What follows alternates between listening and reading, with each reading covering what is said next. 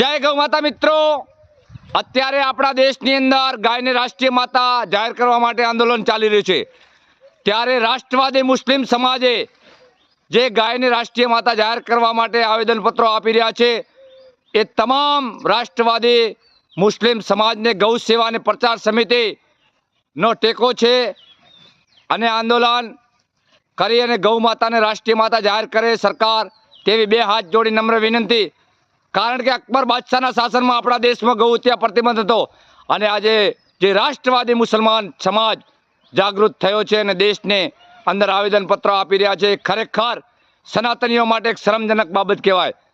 સનાતન સમાજના જે ઠેકો લઈને બેઠેલા આગેવાનો હવે જો જાગૃત નહીં થાય અને અવાજ નહીં ઉઠાવે ને તો ગાય રાષ્ટ્રીય માતા કાર્ય થાય એવું મને લાગતું નથી। આ વિડીયો દરેક ગ્રુપમાં શેર કરો તો જ ગૌ માતા રાષ્ટ્રીય માતા બની શકશે। ગૌ સેવા પ્રચાર સમિતિ, કેવીરાવ, ધાનેરા।